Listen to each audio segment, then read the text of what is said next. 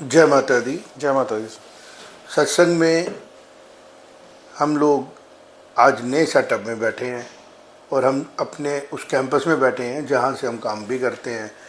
तो आज हम अपने कन्वेंशनल स्टूडियो से आपसे बात नहीं कर रहे हैं और मेरे साथ रवीश हैं। हम चर्चा करेंगे स्कूलिंग को इम्प्रूव करने के बारे में और किस तरीके से भारत में एजुकेशन सिस्टम जो है उसको इम्प्रूव किया जा सकता है और स्कूलिंग को ख़ास तौर पे हम लोग बेटर बना के एक बहुत बड़ी सर्विस टू कंट्री कर सकते हैं। तो रवीश, बात करना ज़रूरी हो गया। मेरे को लग रहा था कि हम बात अगर नहीं करेंगे तो कहते हैं ना, साइलेंस भी कई बार गलत होता है। तो जिस तरीके से इंटरनेट ने हमें मौका दिया, सोशल मीडिया में जाके हर आदमी बात कर रहा है, उसका कारण यह है कि आदमी पहले भी बात करना चाहता था। माइक था, एक लीडर बोल रहा है और लाखों लोग सुन रहे हैं। वो लाखों लोग कभी माइक तक पहुंच ही नहीं पाते हैं, लेकिन ईश्वर ने कृपा की। टेक्नोलॉजी एक इवोल्यूशन का पार्ट है। मैं कह रहा हूँ बैलगाड़ी से स्टार्ट करो, व्हील भी एक टेक्नोलॉजी का पार्ट था और करते करते हम सेमीकंडक्टर्स तक पहुंच गए और आज हम टेक्नोलॉजी का हेल्प लेके उस आदमी को भी सुन पा रहे हैं जो आज शायद आज से पहले पॉसिबल नहीं था। एक मोबाइल वो ले लेता है, अपना अकाउंट बनाता है और उसकी आवाज़ कहीं ना कहीं सुनी जाती है, बोली जाती है। बेशक एग्री करे ना करे, बट उसका बिहेवियर सामने आता है। बेसिकली ऑल टुगेदर ये एक बहुत बड़ा आपको अपॉर्चुनिटी नहीं दिखता है to know human behaviour and to understand life, कि हम लोग बहुत ज़्यादा बड़ा सैंपल देख पाते हैं अगर हम लोग ओपन अकाउंट्स को कर पाएँ। अगर आज इंटरनेट पे जाके कुछ वेबसाइट्स अपने अकाउंट्स ओपन कर दें, अगर हमारे इंस्टाग्राम के ऊपर, ये मैं स्कूलिंग से इसलिए जोड़ रहा हूँ क्योंकि स्कूलिंग का सारा काम इसी के आगे पीछे होता है ना। अगर हम इंस्टाग्राम पे जाएं, फेसबुक पे जाएं और भी जो हमारी सोशल मीडिया की जो जर्नल साइट्स मानी जाती हैं और उन अकाउंट्स को ओपन कर पाएँ जो हिडन है, प्राइवेट है, तो हमें बस 70 करोड़ के करीब अकाउंट्स होंगे दुनिया में या ज़्यादा होंगे? नहीं, ज़्यादा होंगे। भारत में तो 70 करोड़ के करीब कहा जाता है। भारत में उतने ही। तो पूरी दुनिया में कितने होंगे? आप लगा लिए 600, 500, 400-500 करोड़। इट मीन्स कि अगर हमने जर्नल आउटलुक देखनी हो लोगों के बिहेवियर के बारे में, तो हम एक उसकी पूरी, मुझे लगता है, कैटेगराइज कर सकते हैं।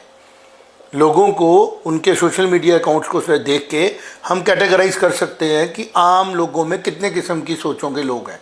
क्योंकि अगर हम किसी को क्रिटिसाइज़ करते देख रहे हैं कि भाई ये जो लोग हैं ये संस्कार खराब कर रहे हैं, हम इसको इस तरह भी देख सकते हैं कि इस माइंड के लोग हैं।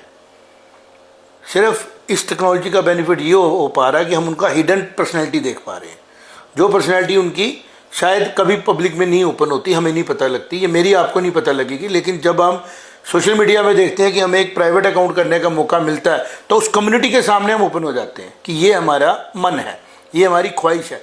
इन्हीं चीज़ों को हेल्प लेके हम लोग अपने एजुकेशन सिस्टम के अंदर, स्कूलिंग सिस्टम के अंदर काफ़ी चीज़ों को इनकॉर्पोरेट कर सकते हैं, जो कि लॉन्ग टर्म में इस धरती पर रहने वाले लोगों के लिए एक बेस बन जाएगा, एक स्ट्रेटजी बनाने का और कैसे दुनिया में आगे लेके जाना है। बिकॉज ब्रॉडर पर्सपेक्टिव अगर हम बात करें रवीश, ब्रॉडर पर्सपेक्टिव पे जो लोग मुझे सुनेंगे उनको भी मैं चाहूँगा कि वो अपने अपने लेवल पे सोचें। हम कामयाब भी हुए हैं एज ए ह्यूमन और हम फेल भी हुए हैं एज ए ह्यूमन। क्यों फेल हुए मैं बताता हूँ। अगर क्राइस्ट को वेस्ट में क्रूसीफाई किया गया तो आज उस क्रूसिफिकेशन को हम मानते हैं गलत हुआ था। क्राइस्ट अगर दुनिया में जिंदा रहते, ओपन नहीं, वैसे तो हम कहते हैं वापस आ गए थे, वो सब एक मिथ्स है। मैं पास्ट में इतनी जाने की जरूरत ही नहीं ना। हमें देखना मैंने अपनी लाइफ स्पैन में क्या देखा, मैंने अपनी लाइफ स्पैन में क्या देखा, या रवीश शांडू ने अपनी लाइफ स्पैन में क्या देखा। तो जो क्राइस्ट को अगर हम एग्जाम्पल मान लें तो वेस्ट में उनको क्रूसीफाई किया गया। उसके बाद जितने भी हमारे प्रॉफिट्स, मैसेंजर्स आए जिन्होंने ह्यूमैनिटी को एक रास्ता दिखाने की कोशिश की at the time when they were on the planet, उनके साथ बहुत अच्छा रिस्पेक्टफुल ट्रीटमेंट तो बाय एंड लार्ज नहीं किया गया। और यही हम भारत की जब सभ्यता की बात करें तो राम और लक्ष्मण आइसोलेटेड थे और रावण के पास पूरी सेना थी। आज भी अगर हम देखें, हम किसी को क्रिटिसाइज नहीं करेंगे, ना ही हम किसी की नुक्स निकालेंगे। हम ये देखेंगे कि हर किस्म के लोग हर एक एरा में हैं। अब तुम्हारा एरा शुरू हुआ जब तुम बर्थ हुई, मेरा एरा शुरू हुआ जब मेरी बर्थ हुई, पर समय उसके पहले भी है और हमारे बाद भी होगा। तो जो हम लोग इस दुनिया में आते हैं एक पर्टिकुलर पीरियड के लिए, तो हमसे पहले भी ये दुनिया है, हमारे बाद भी होगी। ऐड ऑन करना ना इसके अंदर, या इसके बेनिफिट लेना है या इसको बेनिफिट देना है। कुछ लोग इस माइंडसेट से आएंगे, कुछ लोग होंगे जो अलग से माइंडसेट के होंगे। तो मुझे ऐसा लग रहा है, जो मेरी ऑब्जर्वेशन है, कि जो टेक्नोलॉजी हमें हेल्प ये कर पा रही है कि हम बहुत बड़ा सैम्पल टेस्ट कर पा रहे हैं इससे ह्यूमन बिहेवियर के साथ। कंट्रीज़ के बीच में आज भी जंगें हैं, घोड़ों से लड़ना शुरू किया था, तलवारों से शुरू किया था, टेरिटरी से, आज एटम बम तक आगे। हो सकता है हम सैटेलाइट वॉर शुरू हो जाए कि हमें क्या करना है, किसी पे अटैक करके लैंड लेके उसका स्पेस जो है उसकी स्पेस को ऑक्यूपाई कर लो, जो उसकी स्पेस की बाउंड्रीज़ हैं उसको ऑक्यूपाई कर लो, उसका पूरा सिस्टम कोलैप्स कर दो। तो जो मूवीज़ में इमेजिनेटिव वर्ल्ड में इंसान ने आज से 20-30 साल पहले इमेजिन किया होगा स्टूडियो में बैठ के, आज वो रियल शुरू हो गया है। कंपनी सैटेलाइट छोड़ रही हैं, प्राइवेट कंपनी सैटेलाइट छोड़ रही हैं, तो ऊपर इतना, जिसको हम बोलते हैं ना, एक ट्रैफिक बन जाएगा सैटेलाइट्स का, जिस ट्रैफिक्स की वजह से अपने कॉम्प्लिकेशंस आएंगी, हमें उसको बीच में नहीं जाना है। हमारा ये मकसद है कि अगर हम लोग इतना ज़्यादा अवेयर होके भी लड़ रहे हैं, इतना ज़्यादा अवेयर होके भी हम इन्वायरमेंट की सेंसिटिविटी को नहीं समझ पा रहे हैं। हम 200-250 करोड़ की पॉपुलेशन से बढ़ते बढ़ते 800-850 करोड़ की ह्यूमन पॉपुलेशन के ऊपर पहुंच गए हैं। धरती तो बड़ी नहीं है ना, धरती तो उतनी है। तो इन सब का जो बेस है वो क्या है, इस पूरी धरती के लिए एक एजुकेशन सिस्टम, कि जो भी लोग इस दुनिया में आए उनकी एजुकेशन कैसी होनी चाहिए, जिस एजुकेशन से वो ह्यूमन बिहेवियर के ऊपर काम करें और वो लोग एक प्रोडक्टिव लाइफ जी सकें। अगर पॉपुलेशन बढ़ रही है तो बहुत खुशी की बात है, पॉपुलेशन बढ़नी भी चाहिए। हमारी धरती के पास बड़े रिसोर्सेज हैं, लेकिन इसके ऊपर पहले काम हुआ हो कि रिसोर्सेज डिवाइड किए जाएं एज पर पॉपुलेशन, ना कि एक देश है अगर उसकी पॉपुलेशन बढ़ रही है और एक देश की कम हो रही है तो ये डिस्कशन का टॉपिक बन सकता है। अभी आप उसको कह रहे हो नहीं जी नहीं, हम 10 कनाल में एक ही बंदा रहेगा, तो 5 कनाल में 500 रख, और फिर उसको बोलो कि तू पॉपुलेशन डिक्लाइन की तरफ ले जा। तो ये तो मुझे कोई समझ में नहीं आती है कि क्यों ऐसी थॉट प्रोसेस है। ग्लोब सबका है। पुराना वक्त में अगर मार्केटाई करके करते थे तो आज डिस्कशन डिबेट से कर सकते हैं। तो मुझे ऐसा लग रहा है कि जो एजुकेशन हमारी एक्चुअल में चाहिए ना, ब्रॉडर प्लानिंग वाली, उसकी ज़रूरत है। और ये जो मीडिया हमारे पास है, ऐसे डिस्कशंस, लेकिन फिर ये देखना है कि कितने लोग इसके लिए वॉलंटियर करते हैं, कितने लोग एनवायरनमेंट के लिए वॉलंटियर करते हैं। अभी कुछ चीज़ें दिखाई जा रही थी कि पब्लिक अटेंशन लेने के लिए तो वॉलंटियर करते हैं, लेकिन पर्सनल लाइफ में वो उस चीज़ को एग्जीक्यूट नहीं करते। तो सच जो है ना, ये टेक्नोलॉजी ला रही है डिस्कशन डिबेट में। मेरा आपसे डिस्कशन करने का मतलब ये है कि स्कूलिंग कैसे इंप्रूव की जाए, not only in India, I am talking of Europe, I am talking of Asia, I am talking of America, I am talking every big and small country. Because human तो धरती पे एक जैसी सोच लेके आया ना, तो हमारी नॉलेज वहाँ जाए, उनकी हमारे पास आए, और हम लोग कम से कम भारत से शुरुआत ऐसी कर सकते हैं, क्योंकि भारत ने दुनिया को फ्यूचर दिया था। तो भारत से हम ऐसी सोचें ला सकते हैं, और जो प्रैक्टिसेस हमारे आगे पीछे की जा रही हैं एडमिनिस्ट्रेटिव लेवल पे, वो जॉइंटली की जाएं। तो इसके ऊपर मैं चाहता हूं पहले हम आए कि स्कूलिंग इंप्रूव करने के लिए किन किन चीज़ों के ऊपर हमें ध्यान देना चाहिए, जो लार्जर हमारे गोल्स होने चाहिए स्कूलिंग के। जी जी बिल्कुल। देखिए, इसमें जो सबसे मेजर चेंज मैं देखूंगा, जो पहले के ज़माने का एजुकेशन था और आजकल का एजुकेशन है, इसमें एक मेजर चेंज मुझे टेक्नोलॉजी के पर्सपेक्टिव से ये दिखती है कि एक्सेस टू नॉलेज जो था वो लिमिटेड था पहले के ज़माने में। आज के दिन चैट जीपीटी एआई का ज़माना है, आपके पास कोई भी नॉलेज आप चाहते हैं, कोई भी जानकारी, कोई भी बुक, कोई भी इंफॉर्मेशन आप लेना चाहते हैं तो बिल्कुल आपके फिंगर टिप्स के ऊपर है। पहले के ज़माने में, आज से मैं 20 साल 30 साल पहले की बात करूं तो हम निर्भर थे किताबों के ऊपर। वो किताबें कहीं पहुंच पाती थी, कहीं नहीं पहुंच पाती थी, कहीं मिलती थी, कोई दूर दराज के इलाके होते थे, गांव, जो जम्मू की बात करें अगर, तो पहाड़ी इलाके, जो दुर्गम इलाके थे, वहाँ पर वो नॉलेज नहीं पहुँच पाती थी, शहर में थोड़ी सी मिल जाती थी। तो ये एक मेजर चेंज है जो टेक्नोलॉजी के कारण हुआ। दूसरा जो चेंज है वो है कनेक्टिविटी का। पहले ज़माने में अगर आपको टीचर से ज्ञान लेना था, आपने समझनी थी चीज़, तो आपको फिजिकली उसके सामने प्रेजेंट होना पड़ता था।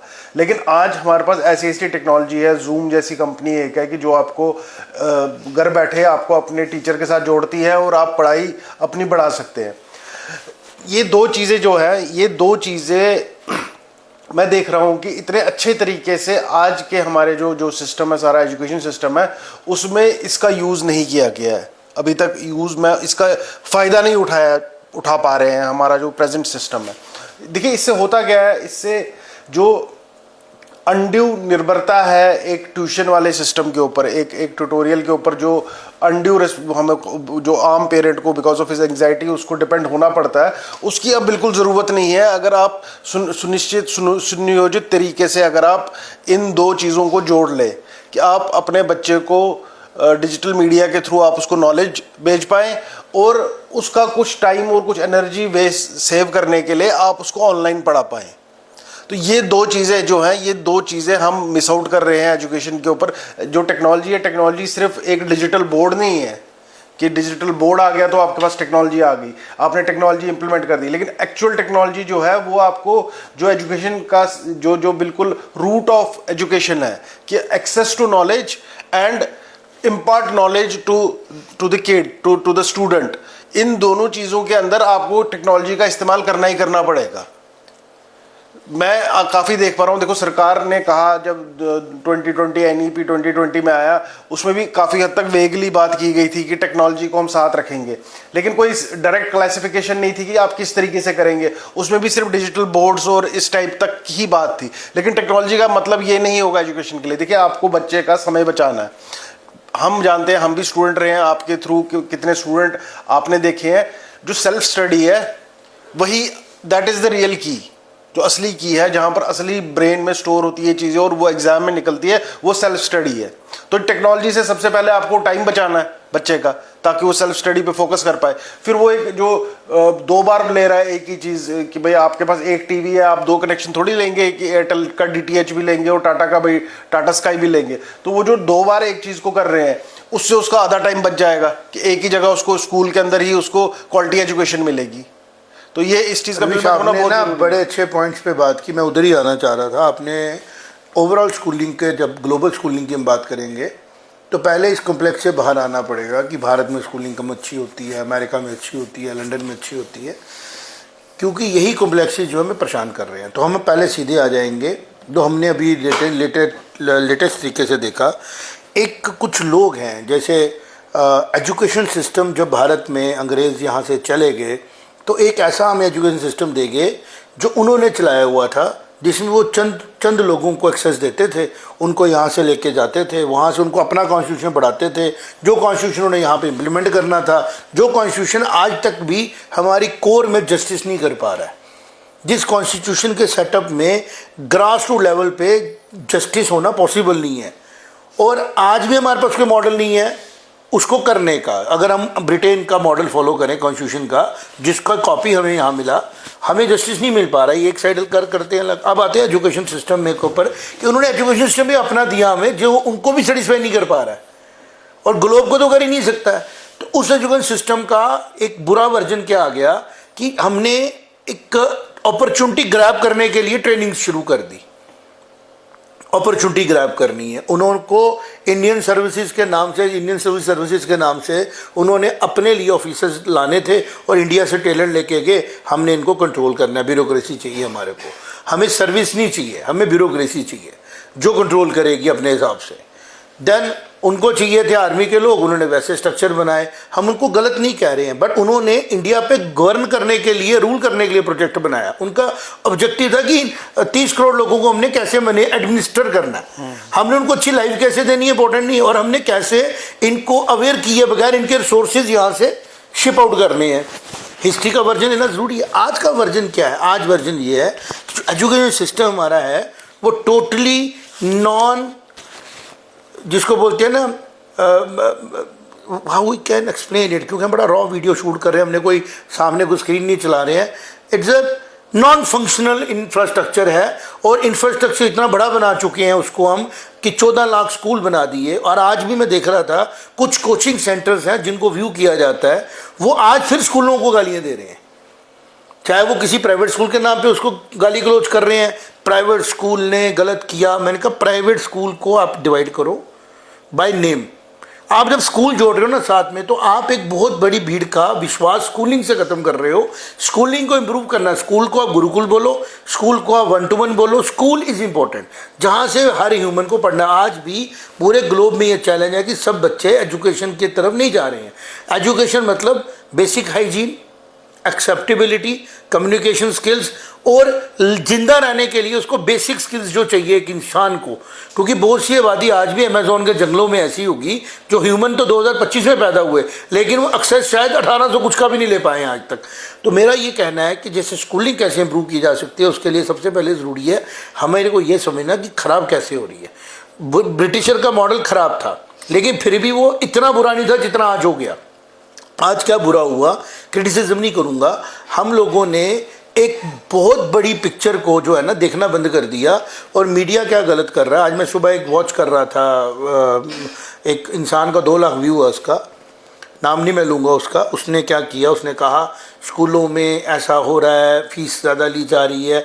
स्कूल का मतलब फ़ीस आ गया। तो मैंने कहा एक काम करते हैं, हम देखते हैं कि कोचिंग सेंटर्स ने क्या किया। एक स्कूल ने तो फिर भी परमिशंस ली, मैनेजमेंट कमेटी बनाई, उसमें प्रोफेसर्स आए, टीचर्स आए, बीएड आए, एमएड आए। आप जो ये वीडियो बना रहे हैं, आपका कोई ऑडिट नहीं है, आपका टावर 10 बाय 10 मरले की जगह पे किसी राजेंद्र नगर में खड़ा किया गया है। आप एक जिसको बोलते हैं ना कि you are more behaving like a lawless person, जिसको कोई रूल नहीं बांधता, कुछ नहीं बांधता। और कमेंट आप किस पे कर रहे हो, आप कमेंट कर रहे हो एक पूरे एग्जिस्टिंग सिस्टम के ऊपर जिसने आपकी पूरी सिस्टम को कंट्रोल करके रखा हुआ है। और वो क्या कह रहा था कि जो कोचिंग है वो एक सोल्यूशन है। मैं उनसे ये पूछता हूँ कि कोई कोचिंग मुझे भारत में बताओ जिसने 11th-12th के लिए फ़ीस अपनी 1 लाख रुपए से कम रखी है। और आज तो ये हालत है कि किसी को कोई काम नहीं मिलता है ना अगर करने में, वो खुद ही पढ़ाना शुरू कर देता है। रवि शंकर, आज मैं आपसे बात कर रहा हूँ ना, ये मेरी ब्लेसिंग है कि मैं एक ऐसी फैमिली में पैदा हुआ। मेरी मदर भी बीएड है, बीएड, मेरे पिताजी भी एमएससी बीएड थे।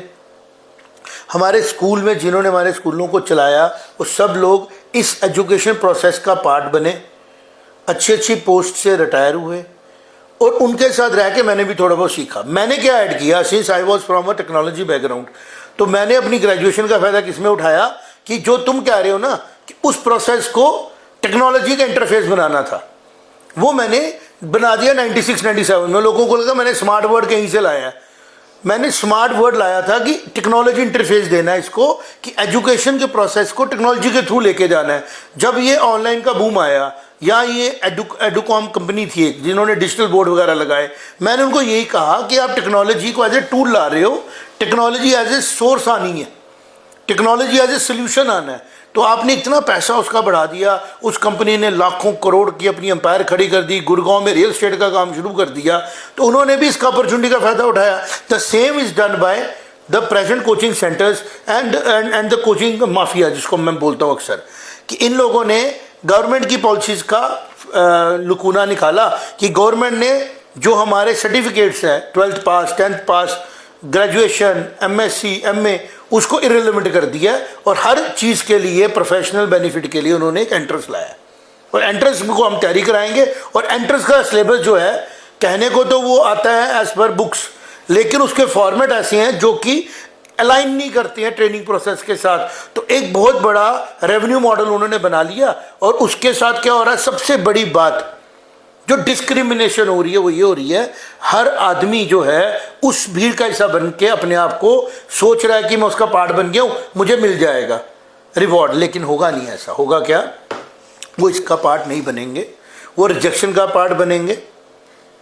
और वो रिजेक्शन ऐसी होगी जो समाज में दिखेगी, और उस प्रोसेस के वजह से ऐसे इंडिविजुअल्स हमें मिल रहे हैं, आज मिलना शुरू हो गए हैं, जो इनसिग्निफिकेंटली क्वालिफाइड है।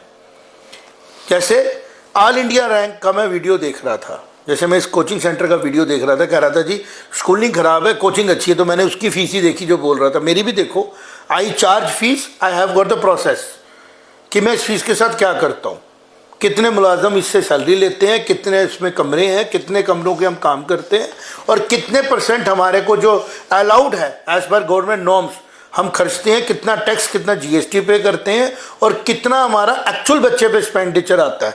और ये जो हम अपना इंटेलेक्ट लगाते हैं, ये हम देश की सेवा कर रहे हैं। जो मैंने एक्सपीरियंस है, we want to give it to the world, not only to the country but to the world. वो भाई साहब सिर्फ क्या कर रहे हैं, क्रिटिसिज्म करके शो डाल रहे हैं। और बाद में वो क्या करेंगे, क्योंकि शो डालने वाले लोग ज़्यादा होते हैं, जैसे इंस्टाग्राम पे आप एक वल्गैरिटी वाली वीडियो डालो, व्यूज़ ज़्यादा आएंगे, ये वाले हमारे जैसे शोज़ के व्यूज़ कम आएंगे। लेकिन चाहते आप भी यही है कि आप बेशक वो शो बनाएं, बट आपका जो नोन बंदा हो, ना आपके मम्मी, ना आपके पापा, ना आपका भाई, ना आप खुद सब कुछ करें, बेटा भाई कोई कुछ ना करे।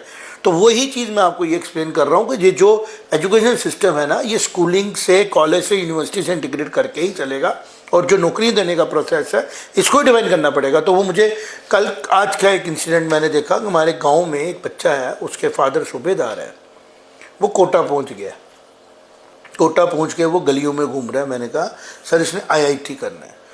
तो मेरे दिमाग में एकदम थॉट आया, मैंने कहा यार ये इंटीग्रेटेड नहीं है। इंडियन इंस्टीट्यूट ऑफ टेक्नोलॉजी में हम लोगों को बीटेक शायद होनी नहीं चाहिए आज के सिनेरियो में जो मैं देख रहा हूँ। They should start their first course from PG research into technology so that they deliver extra technology. अगर पिछले 50 सालों में हमारी टेक्नोलॉजी के इंस्टीट्यूट्स ने सिर्फ कोचिंग सेंटरों को बढ़ने में मदद की और एक्चुअल टेक्नोलॉजी में रिसर्च करके कंट्रीब्यूट नहीं किया, तो हमारी इन्वेस्टमेंट तो सारी वेस्ट हो गई।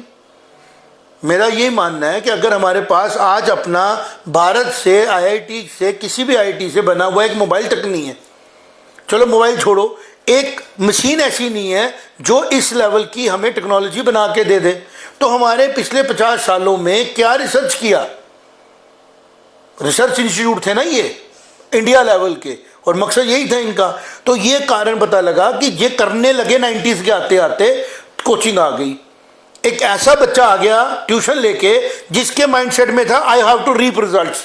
साइंस का मुझे लेना देना सिर्फ इतना ही है कि मैंने नौकरी करनी है गूगल में जाके। उसके लिए ये नहीं था कि मैंने भारत के लिए रिसर्च करनी है। और वो रिसर्च कब करता? जब वो प्रोसेस से गुजरता। उसने रिसर्च कैसे की? उसने सीट निकाली एक्स्ट्रा ऑर्डिनरी टफ एग्जाम को क्वालिफाई करके, जिसके लिए उसको इतना ग्लैमराइज किया गया। उसको मर्सिडीज गिफ्ट मिल गई, उसको करोड़ों रुपए का तनख्वाह मिल गई, उसका 25 लाख का पैकेज दिया। और किसने दिया? उन्होंने दिया जिन्हों को उस एक एडमिशन ने 25 करोड़ का प्रॉफिट दिया, 25,000 करोड़ का प्रॉफिट दे दिया। DPS के बारे में बोला जाता है कि भाई बड़ी फीस ले ली उसने जी, जुल्म हो गया, हमारे बच्चे से ज़्यादा फीस ली। मैंने कहा कितनी ली? It is far less than what you pay to institute in Kota. And there DPS फिर पास कराएगा, 33% के साथ सर्टिफिकेट देगा एज ए स्कूल। उधर 90% चांस है फेल होने का। चांस क्या, होना ही फेल है, रिजेक्शन ही है। और you will not get any certificate, you can not write कि I am prepared for IIT। Probability is 95%। अब मेरा सवाल ये है कि जब ये चीज़ें यहाँ हो रही हैं भारत में, एक और हमें देखना पड़ेगा। रवीश, बात करूँगा आज मैं, मेरा मन है बात करने का, वो ये है कोई भी क्राइम आप करोगे ना, होने देंगे उसको क्राइम, फिर एक दिन किसी की नज़र पड़ेगी तो वो उसके ऊपर एक्शन हो जाएगा। हम किसी भी बात करें ना, open, you can do open crimes in India, क्योंकि लोग जो हैं वो भारत के लिए एकदम इमोशनल ही नहीं है। स्वाय भारत माता की जो इंडिया मैच जीते। मुझे दर्द होती है एज ए पर्सन कि मेरे भारत पे लाखों करोड़ का कर्जा क्यों है। मुझे पेन होती है ये, इट पेन्स मी। हमारे 14,90,000 स्कूल नहीं पढ़ा पा रहे हैं, कोटा के 4 स्कूल पढ़ाएंगे। और मैं आज चाहता हूँ ये बात करना कि कोचिंग्स को हम क्यों रहने दे रहे हैं। IIT JEE कोई मॉडल दे देना स्कूलों को कि हमने बच्चे लेने हैं भाई बीटेक में आपसे, आप हमें ये बच्चे तैयार करके दे दो। कर ले 10,000 स्कूल अडॉप्ट, ले ले फंडिंग CSR से।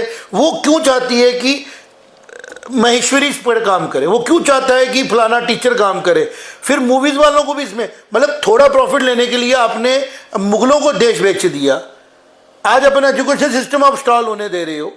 और फिर मैंने आज एजुकेशन को बहुत करीब से मैंने डिसाइड किया, अब सारी दुनिया के ये लोग लेफ्टी मेरे खिलाफ हो, मुझे नहीं परवाह इन लोगों की, बट मैं इनको एक्सपोज करूँगा।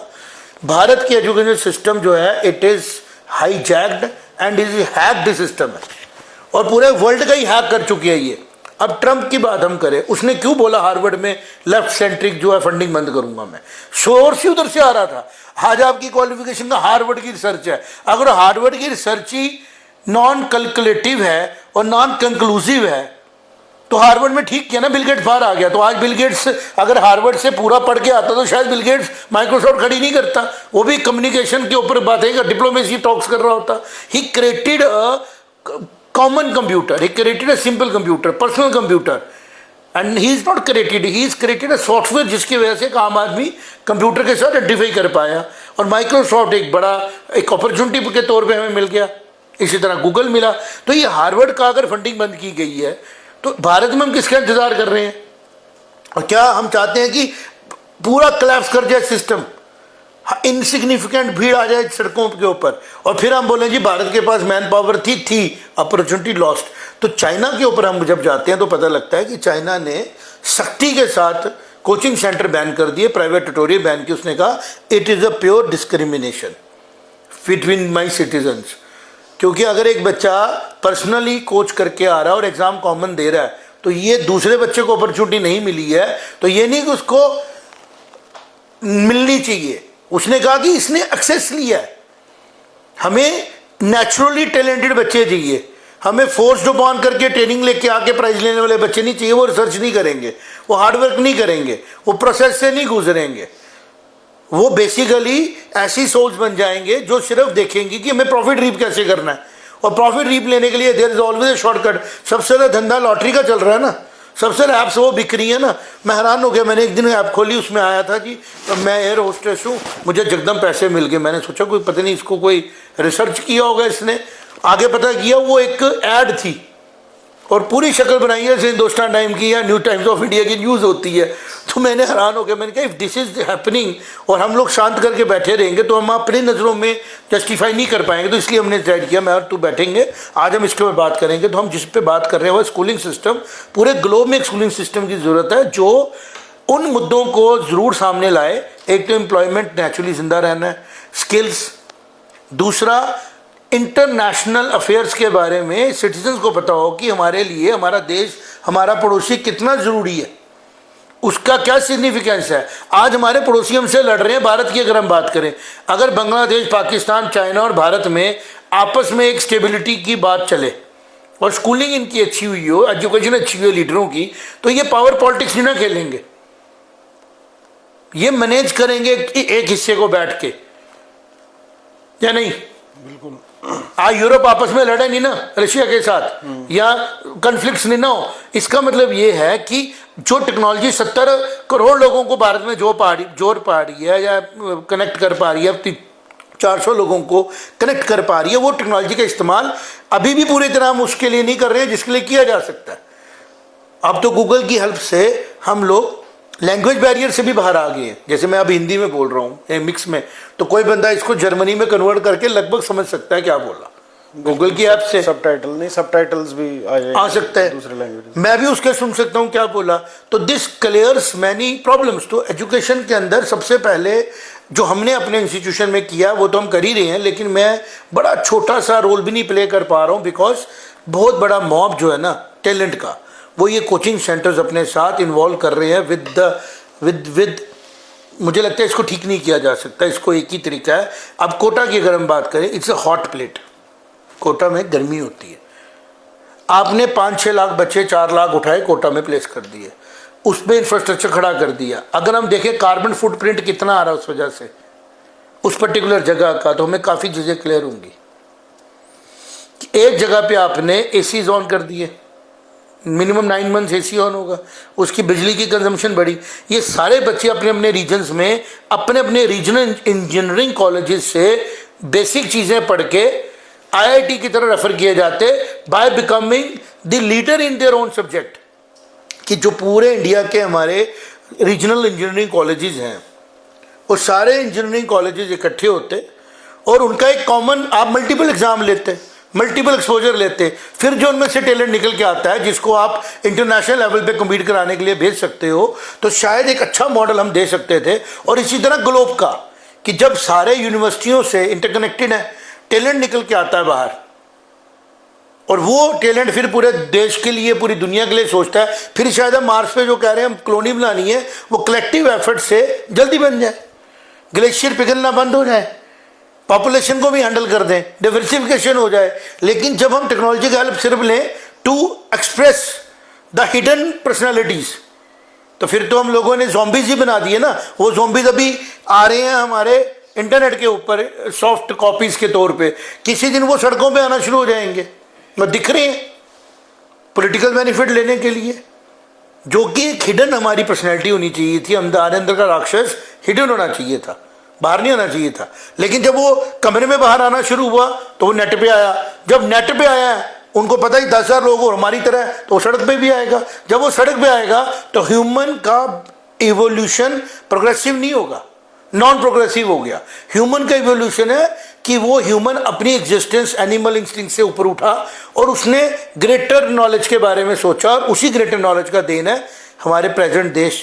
आज तुम मेरे यहाँ सेफ बैठे हैं, पुलिस है, सिस्टम है। ये क्यों है? क्यों हम आहिस्ता आहिस्ता एनिमल से ह्यूमन हुए, सोशल हुए, एक दूसरे की केयर करने लगे। नहीं तो इंसान इंसान को काट के क्यों नहीं खा सकता था? सड़क पे आज भी मैं गया सरोवर में, तो रास्ते में एक शीप को 4 कुत्तों ने काट के खाया था।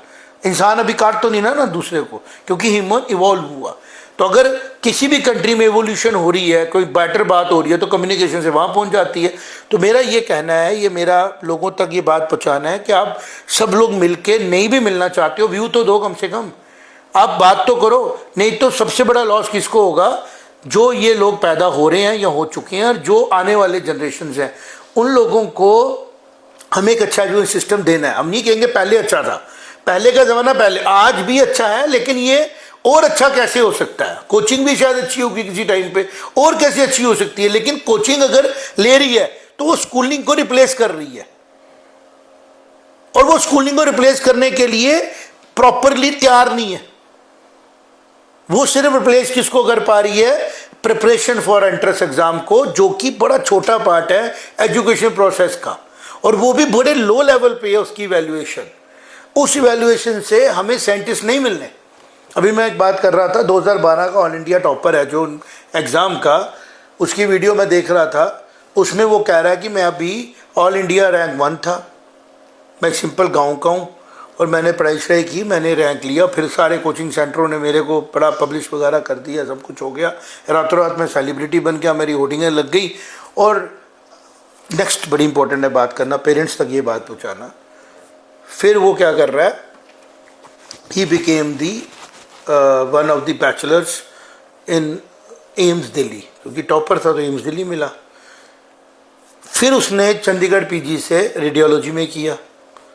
अब वो कह रहा है कि एवरेज जो सैलरी होती है रेडियोलॉजिस्ट की, वो 2 से 2.5 लाख रुपए स्टार्ट होती है, डिसेंटली 4-5 लाख रुपए उसको सैलरी मिलती है। और अब वो मेंटरशिप कर रहा है for telling people how to crack this exam. मुझे इसके अंदर वो चीज़ है जो लोगों को नोटिस नहीं करते हैं, बट मेरे जैसे लोग करेंगे।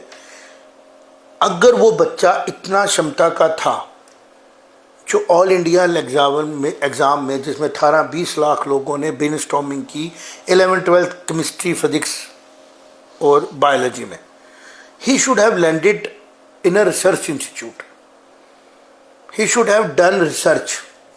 क्योंकि जो रेडियोलॉजी उसने किताबें पढ़ी वो 20 से 15-20 साल पहले पब्लिश हुई होंगी।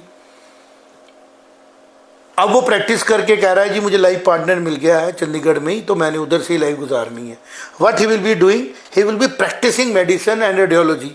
ही will not be creating anything beyond the research of German technology.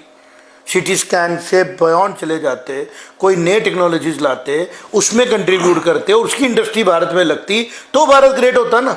तो this is what IIT, this is what these exams are doing, कि ये एक इंसान को एक ऐसी दुनिया में रवीज घुमा देते हैं कि उसका माइंड, अब वो बच्चा कर सकता था, उसने अपने आप को प्रूव किया कि मैं ऑल इंडिया रैंक 1 हूँ ऐसे एग्ज़ाम का, जो दुनिया का one of the toughest exam है। उम्र है मेरी अभी 18-16 साल, 17। तो 17 साल के उस बच्चे को क्या करना चाहिए था 30 आते आते? आप बताओ मुझे इसके बारे में। जी बिल्कुल। देखिए, इसको हमें एक दूसरे एंगल से भी समझना पड़ेगा। ये प्रॉब्लम है कि देश की प्रॉब्लम है।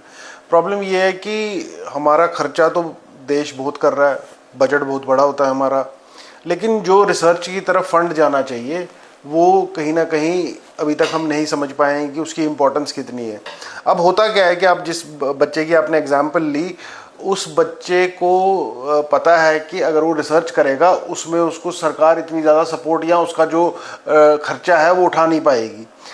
अगर वो रेडियोलॉजी, देखिए वो मेडिसिन से भी थोड़ा बाहर आ गया, रेडियोलॉजी में अगर उसको 5 लाख रुपए मिल रहे हैं तो उसका उस टाइम टारगेट ही ये था कि मुझे कम से कम सस्टेन करने के लिए मिले, उस कारण वो उसी दिशा में चला गया।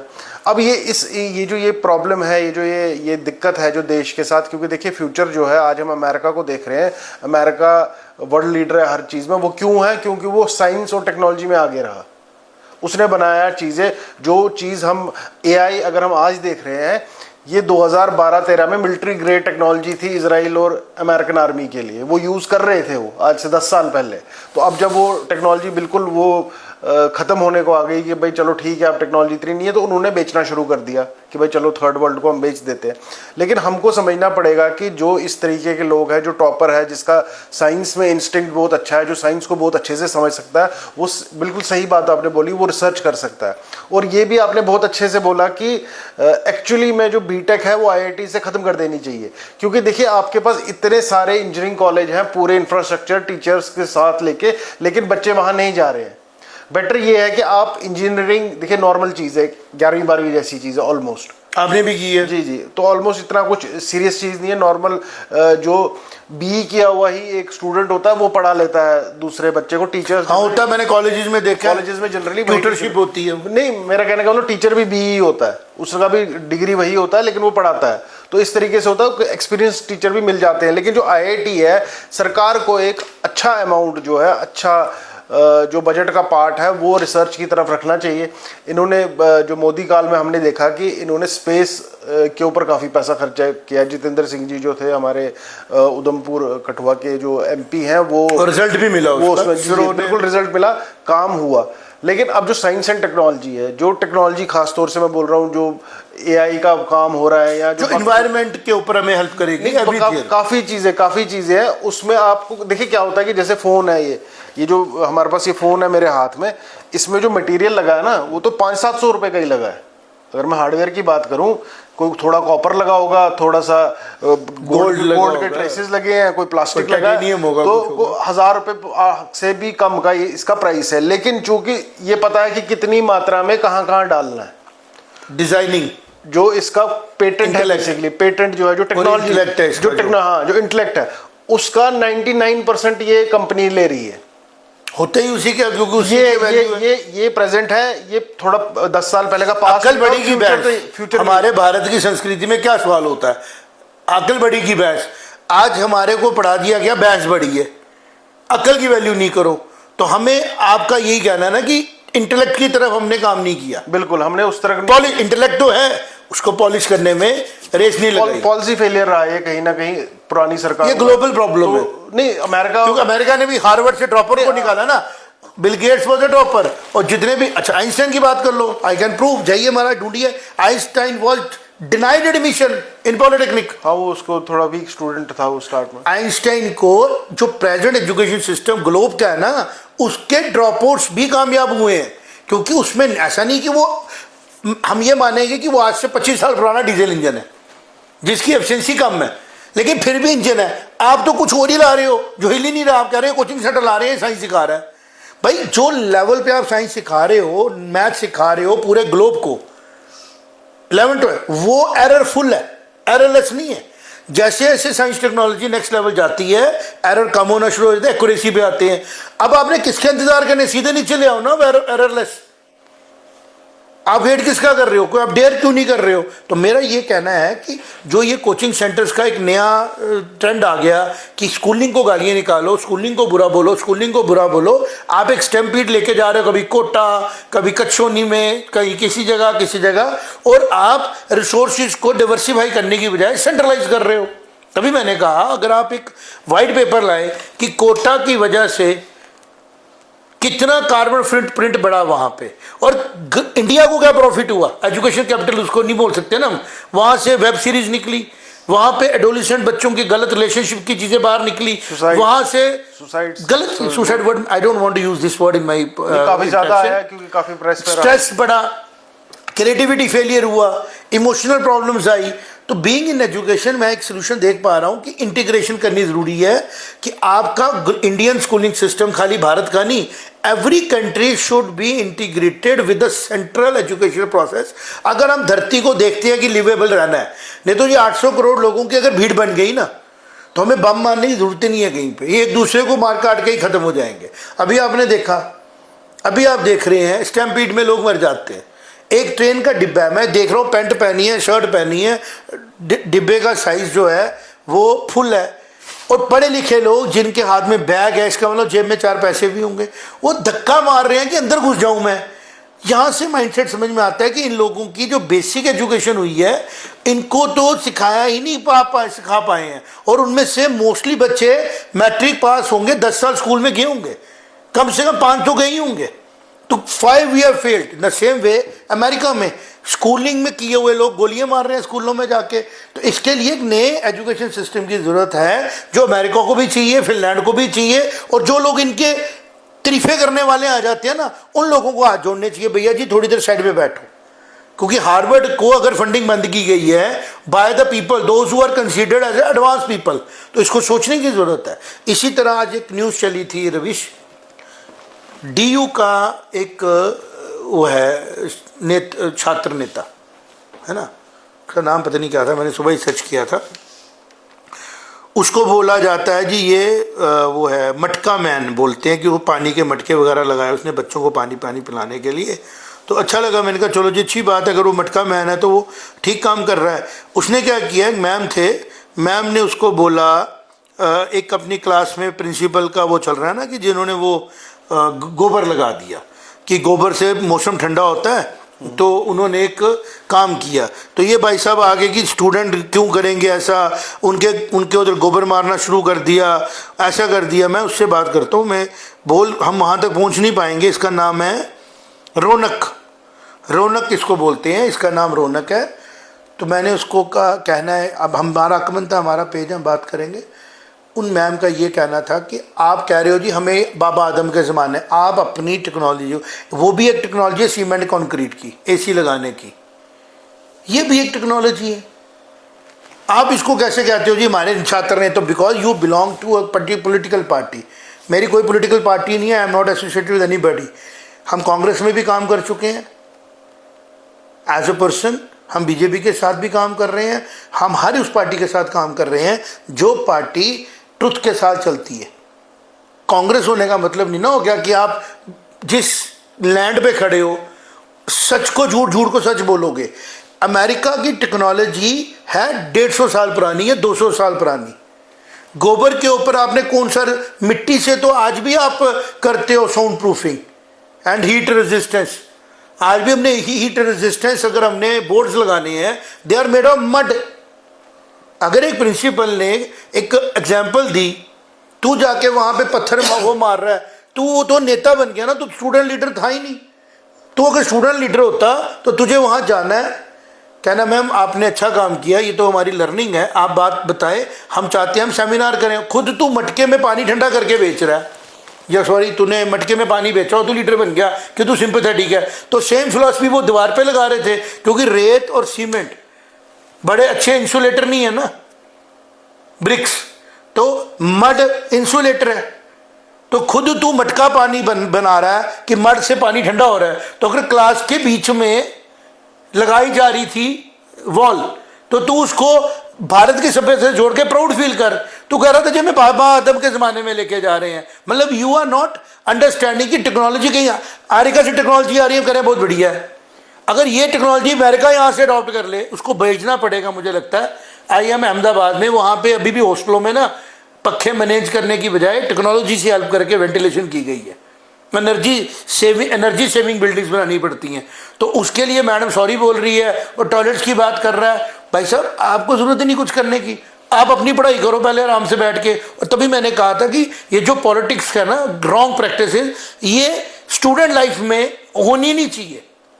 जब तक आप पढ़ाई कर रहे हो ना यूनिवर्सिटी लेवल में, you can only vote but you can not have any political identity in the campus, neither of the. ये सारी शुरुआत टीचरों ने की, प्रोफेसरों ने अपने आप को पॉलिटिकली लाइन किया और स्टूडेंट्स ने पकड़ना शुरू कर दिया। अगर मैं टीचर हूँ, मुझे भी पॉलिटिकल कोई अलाइनमेंट नहीं होनी चाहिए।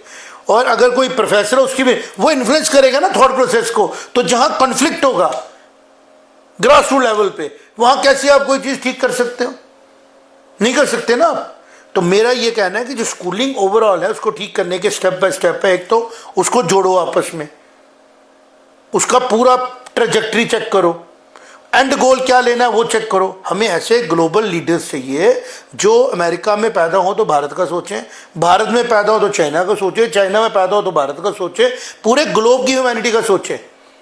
और जो लीडर अभी तक ऐसे नहीं आए हैं पहली फेज में, तो एडमिनिस्ट्रेटिवली हमें उनको हैंडल करना है। बट 50 साल के बाद जो ऐसे लीडर होना ना, 20 आज हम ऐसे लीडर बनेंगे तो हम मार ही देंगे आके कि ये तो सॉफ्ट आदमी है। लेकिन अगर 50 साल के बाद ही हमें गन से कंट्रोल करना है ग्लोब को, तो इसका मतलब हमने नहीं पढ़ाई की। हम सिविलाइज सोसाइटी भी है, हमें कंट्रोल करना है कि अगर हमें गन की जरूरत नहीं। लेकिन एक चीज़ और समझनी है कि इवोल्यूशन के प्रोसेस में शायद फरेशियस लोग पैदा होते हैं, ओवर इंडल्जिंग लोग। ओवर इंडल्जिंग होता है कि वो एक खाना फुल्का खाता है, भूख लगी होती है, लेकिन वो क्या करता है, वो 10 खाता है, ओवर इंडल्ज करता है ना। उसको अगर शराब ही नहीं अच्छी लगती, ओवर इंडल्ज करता है। तो ये बेसिक बिहेवियर होता है। हम उसके साथ ट्रीटमेंट करके अगर सोसाइटी एज ए होल एक आदमी ऐसा हो इंडल्जिंग, 10 नॉन इंडल्जिंग हो, तो वो उसको अपने साथ चला लेते हैं। शायद इसी वजह से जिनको हम प्रॉफिट्स बोलते हैं, पीर्स बोलते हैं या गॉड्स मैन बोलते हैं, वो इन्फ्लुएंस कर सकते हैं, तो वो आगे बढ़ जाते हैं भाई, दे लीड बाय एग्जाम्पल। लेकिन आज के सिनेरियो में जो हमने हालात देख रहे हैं, हमें मन कर रहा है कि एजुकेशन के बारे में बात करें, क्योंकि पूरे ग्लोब का जो ह्यूमन रिसोर्स है वो एजुकेशन के इंस्टीट्यूशन से निकलना है। और अगर वो कॉम्पिटिटिव के माइंड से निकल रहा है और सरकार पावरफुल है, आम लोग पावरफुल है, वो साइलेंट बैठे हुए हैं, देख रहे हैं, तो मुझे ऐसा लगता है कि उनको जगाने की ज़रूरत है कि आप किसी भी चीज़ पे साइलेंट रहो। लेकिन जब एजुकेशन और स्कूलिंग में चीज़ें बिखर रही हैं, पहले तो मैं इसके हक में हूँ कि प्राइवेट एजुकेशन नहीं होनी चाहिए, it should be state responsibility. दूसरा, अगर कोई अपने रिसोर्सेज से एक्स्ट्रा लेना चाहता है तो वो सिर्फ ट्रेनिंग नहीं ले सके ना एक्स्ट्रा, वो फैसिलिटी एक्स्ट्रा दे सके। Training can not be of 2 types कि एक को एक्स्ट्रा पढ़ा दो, पेपर टफ करा दो, और एक को एक्सेस ही ना दो। तो अगर कोई लद्दाख के या जम्मू के किसी गांव में बैठा हुआ बच्चा है जिसके पास प्राइवेट एजुकेशन का एक्सेस नहीं है, तो उसके अकॉर्डिंगली भी पेपर डिज़ाइन होना चाहिए विद फॉर हिम, और उसके लिए भी पेपर डिज़ाइन होना चाहिए जिसको एक्सेस है। लेकिन उसमें टैलेंट बाहर नहीं ना आएगा। तभी मैंने कहा कि जो ये मैस बन गई ना, सोल्यूशन इसका यही है कि IIT खुद आगे आए कि भैया आप मेरे नाम पे 50, 25, 20 लाख लोगों को लाइन में लगा रहे हो। मेडिकल कॉलेज आगे आए कि आप हमारे नाम पे 25 लाख लोगों को कमा रहे हो, हम ये 25 लाख लोगों में से हमने 1.25 लाख आदमी ढूंढने हैं। हमें नर्सिस भी चाहिए, हमें पैरामेडिकल भी चाहिए, पूरा हमें शायद पूरे हमें साल के 25 लाख लोग चाहिए, नहीं सारे ले लें तो मेरे ख्याल में। और अगर हम इंजीनियर्स की बात करें तो हमें सारी इंडस्ट्री को मिला के शायद 10 लाख से ज़्यादा लोग चाहिए हो। नहीं, जब हम उनमें कैटेगराइज करें ITIs, polytechnics, engineering BTechs and research engineers जो MS या MTech करके प्रोडक्ट्स के ऊपर काम करें, तो वो जो हायरार्की है ना, लैडर है, वो पूरी तैयार हो जाएगी मेरे ख्याल में। और मुझे ऐसा लग रहा है कि this should be the process. और अगर ये प्रोसेस नहीं आया तो जब ये प्रोसेस आएगा तब तक बहुत प्रीशियस ह्यूमन लाइफ्स खराब हो चुकी होंगी, और इतने लेवल पे खराब हो चुकी होंगी कि शायद एग्जिस्टिंग सिस्टम ही कोलैप्स कर गया हो। एग्जिस्टिंग सिस्टम उतना बुरा नहीं है जितने बुरे तरीके से इसको ट्रीट किया जा रहा है। तो कई चीज़ें मैंने देखी कि जब स्टार्ट होती हैं उनकी आउटलुक कुछ और होती है, जैसे जैसे उनको छोड़ा जाता है तो वो नया वर्जन बन जाती है। तो जब कभी कोचिंग कोटा में स्टार्ट की होगी किसी सिंपल से बंसल साहब ने, उन्होंने सोचा होगा, उनकी टांगें खराब थी, उन्होंने कहा चल मैं बच्चों को अच्छा मैथ सिखाता हूँ। तो IIT अपने हिसाब से खुद पेपर ले रही थी, उसमें थ्योरी पेपर होता था, पता है IIT का जो पेपर था, आपको जानना ज़रूरी है, उसमें क्वेश्चन आंसर लिखने पड़ते थे और उनको चेक किया जाता था 1 to 1 किसका माइंडसेट कैसा है, क्या ये साइंटिफिक टेम्पर है, नहीं है। MCQ नहीं होता था। और जैसे भीड़ इकट्ठी होगी, क्योंकि IIT को बना दिया गया टैबू, सब लोग लुई विटॉन पहनना चाहते हैं, तो जो ये परसेप्शन है ना, ये गलत नहीं है मैं कहूँगा, लेकिन ये परसेप्शन एजुकेशन के इंस्टीट्यूशन के साथ जुड़ी नहीं होनी चाहिए। ये परसेप्शन जुड़ी होनी चाहिए नॉलेज लेने के साथ। आज IIT इस तरीके से फ्लड की गई है, फिर उसमें पॉलिटिक्स कि इसमें हैव्स एंड हैव नॉट्स को भी इंटरटेन करो, वो भी डिबेट चली। फिर जब स्मृति ईरानी हमारी एजुकेशन मंत्री थी, उन्होंने बोला था कि कितने लोगों ने फर्स्ट सेकंड ईयर में कोर्स छोड़ दिया, कितने लोगों ने, इन हंड्रेड्स, और आज कंप्लीट करने के बाद वो उस फील्ड में काम नहीं कर रहे हैं जिस फील्ड में उन्होंने परस्यू किया। तो कुल मिला के सिचुएशन ये है कि अगर अमेरिका जैसा देश भी एजुकेशन सिस्टम को रिव्यू करने के लिए काम कर रहा है, कि उसने फंडिंग बंद कर दी एक यूनिवर्सिटी की, है ना, एक इंडिकेशन। चाइना ने कोचिंग बंद कर दी और दे आर सीरियस कि हमने कुछ नया करना है। तो भारत एनईपी तो ले आया, लेकिन उसका प्रोसेस लाने में जो देरी कर रहा है भारत, मुझे नहीं समझ में आ रहा कि किनको पीस किया जा रहा है कि भारत अपने आईआईटी और नीट के 2 एग्जाम्स को इमीडिएटली रिव्यू करे, और जो हमारे 35 लाख बच्चे एडोलिसेंट एज के रडरलेस घूम रहे हैं उनको डायरेक्शन दे। और अगर ये किया गया तो हम एक बहुत बड़ी सर्विस जो है not only to country but to globe करेंगे। तो उसके लिए हमने एक सोल्यूशन दिया। रवि शेख तो हमने ये कहा कि क्यों ना ऐसा हो कि आईआईटी जो है वो बीटेक कोर्सेज की बजाय सीधे एडवांस कोर्सेज पे ले जाए, जब बच्चा कम से कम इतना मैच्योर हो चुका हो। क्योंकि आज हर बच्चा एडवर्टीजमेंट्स की वजह से आईआईटी नीट वो और कुछ देख ही नहीं रहा, उसको बीटेक नहीं पता, बीई नहीं पता कि bachelor of engineering bachelor technology मैंने करना है, मैंने आईआईटी करना है। भाई आईआईटी कल को कोई बोले मैं सिर्फ स्मार्ट स्कूल जाना है, भाई करना क्या जाके वहाँ पे, 5th पढ़नी है 8th पढ़नी, वो नहीं पता।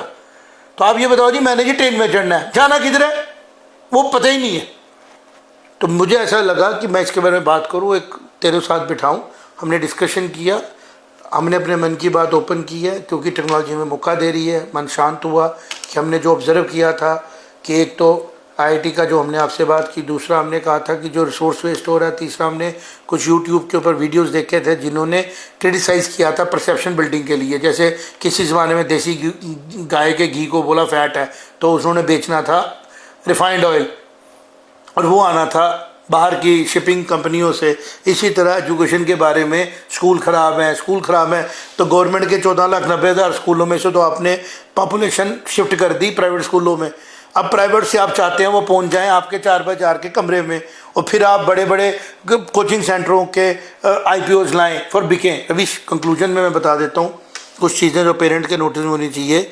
अभी कोचिंग सेंटर है एक दिव्य कीर्ति का, मुझे लगता है उसके पास कोई भी मेरिट होगा कि वो 2,000-2,500 की कंपनी उसने क्रिएट की। अभी सुनने में आ रहा है कि जो पीडब्ल्यू है वो दिव्य कीर्ति के उसको खरीद, जैसे बायजूस खरीद रहा था ना। और मुझे इन लोगों को देख के ये हैरानगी होती है, मैंने इसको चैट इससे किया तो उन्होंने बोला कि SEO होता है कोई ऑप्टिमाइजेशन। हाँ, फिर उसने 3 चीज़ें मुझे बताई इन लोगों के बारे में कि भाई ये क्या कर रहे हैं।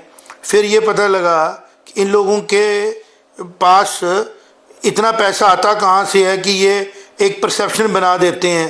तो आते ही इसने मुझे कुछ चीज़ें बताई, वो ये थी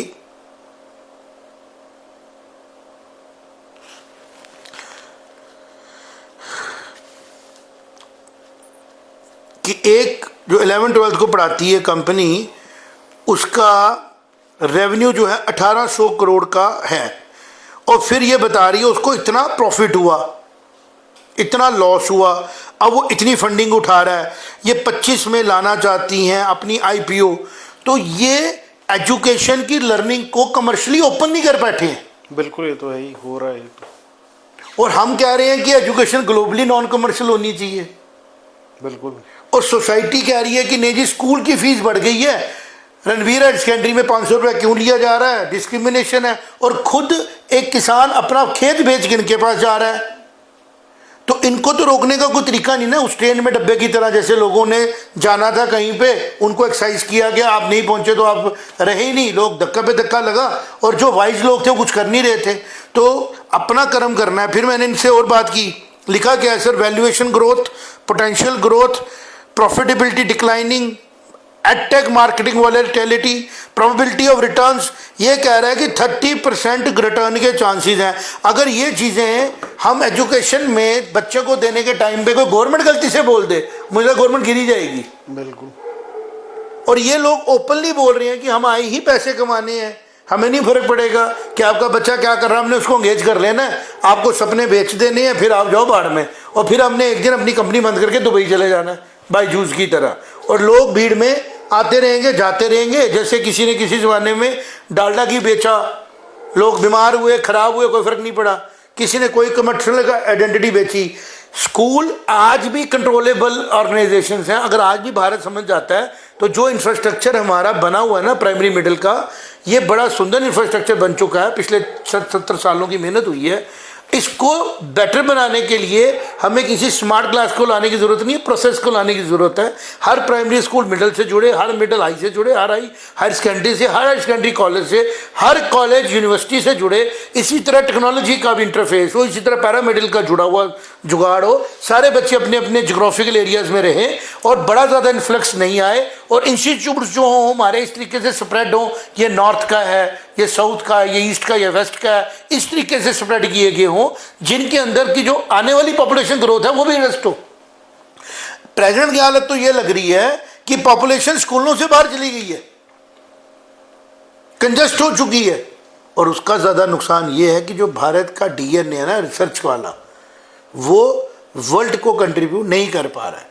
आज एक सिंपल घर में पैदा हुआ इंसान भारत की सभ्यता के साथ चलने वाला, without any political gimmicks, is ruling the country, नहीं बोलूँगा serving the country for 15 years. इस पर रिसर्च होनी चाहिए कि क्यों मोदी जी कंटिन्यूसली इतनी अपोजिशन के बाद भी जीत पाए, कन्विंस कर पाए, because he is based upon the ideology of Bharat service. जो मर्जी कोई कहे, जो मर्जी कोई कहता है, सच हमेशा सामने आता है। और कांग्रेस जैसी जमात जिसने ग्रास रूट लेवल पे सबसे ज़्यादा जिसकी बूथ कनेक्टिविटी थी, उसके रूट्स क्यों हिले? बिकॉज वो भारत में अपने रूट्स नहीं देख पा रहे थे। जबकि कांग्रेस का जो अगर हम पूरा स्ट्रक्चर देखें, पंचायती राज का बेहतरीन मॉडल है, वर्ल्ड में ऐसा मॉडल नहीं होगा जस्टिस देने का। जो पंचायती राज है वो तो राजीव गांधी ने इंट्रोड्यूस किया था, लेकिन अनफॉर्चुनेटली उसको एग्जीक्यूट किसने किया? मोदी सरकार ने। क्यों किया? Because they believe in the model. इसी तरह अगर गोबर लगाया गया क्लास में, अगर बिलीव करेंगे नहीं यार ये कंट्रोल होता है, तो भारत की और भी टेक्नोलॉजी आगे जाएगी और वो एडवांस टेक्नोलॉजी भी आगे जाएगी।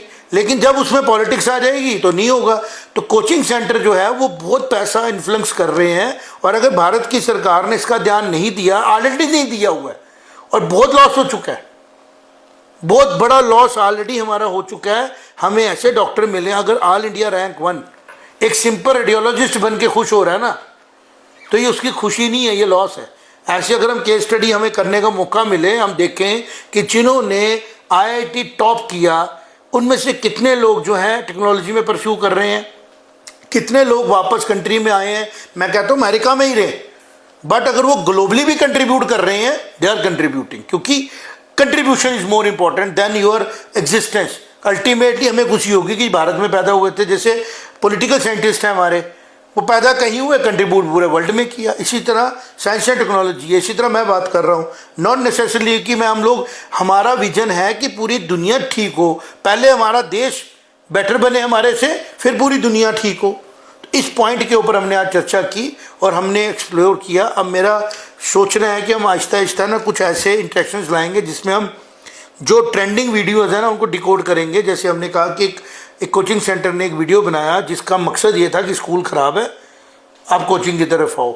दूसरा, एक कमज़ोर बंदे की स्टोरी लानी, उसको ग्लैमराइज करना और हज़ारों बच्चों को कहना कि आप अपने कोर्सेज छोड़ो, आप 5-5 साल ड्रॉप करते रहो टू बिकम अ डॉक्टर, और फिर उस डॉक्टर को कहना कि तू डॉक्टरी छोड़, तू बैटिंग ऐप पे चला जा।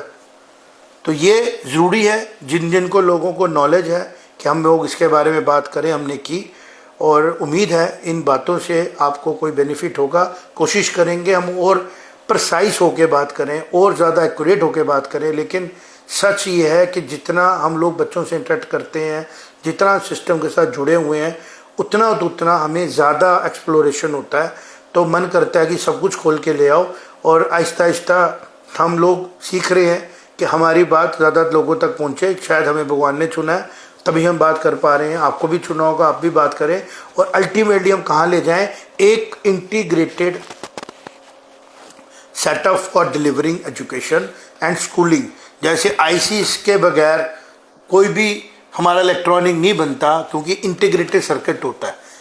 इसी तरह जब तक इंटीग्रेटेड एजुकेशनल प्रोसेस नहीं बनाएंगे तब तक स्कूलिंग जो है, एजुकेशन जो है नहीं बनेगी। तो कोशिश करेंगे, हम लोगों ने एक प्रयास किया है, मैंने पर्सनली किया और शायद मैं उस पर काम भी कर रहा हूँ, कई सालों से कर रहा हूँ, वो अचीव भी मैं कर पाऊँगा। कब इम्प्लीमेंट होगा पूरे सिस्टम में वो नहीं मैं कह सकता, बट ये ज़रूर है कि मैं उसको डिज़ाइन करके इम्प्लीमेंट कर चुका हूँ एक अपने सिस्टम के अंदर, जिसके रिज़ल्ट्स बार बार मुझे मिलते हैं, बेटर मिलते हैं और मैं लॉसेस मिनिमम कर पाता हूँ। भीड़ कम है क्योंकि हम उसको मैनेज इस तरह कर रहे हैं कि हमारे एक सेंटर पे, एक इंस्टीट्यूशन में भीड़ ना हो। ये मॉडल मल्टीपल जगह पे एग्जीक्यूट किया जाए, 14,90,000 स्कूलों में एग्जीक्यूट किया जाए तो पूरे भारत में उसका फ़ायदा हो। मैं तो कह रहा हूँ पूरे वर्ल्ड में इंट्रोड्यूस किया जाए। फिर फंडिंग नहीं बंद करनी पड़ेगी, फिर डिबेट्स होंगी, डिस्कशन होगी, लेकिन फिर कॉन्फ्लिक्ट्स नहीं होंगे और हर आदमी अपनी कंट्री को प्यार करने के साथ साथ ग्लोब को प्यार करेगा और पॉलिटिक्स आहिस्ता आहिस्ता बैकफुट लेगी और टेक्नोक्रेट्स जो हैं वो आगे बढ़ेंगे और ऐसी पॉलिटिक्स होगी जो ग्लोबली एक्सेप्टेबल होगी, जो ह्यूमन बिहेवियर को समझने वाली होगी, मैनकाइंड को नेक्स्ट लेवल पर लेके जाने वाली होगी और सफरिंग को कम करने वाली होगी। इन्हीं बातों के साथ नेक्स्ट मिलते हैं सत्संग में आपके साथ। Thank you very much. जय माता दी। जय माता दी।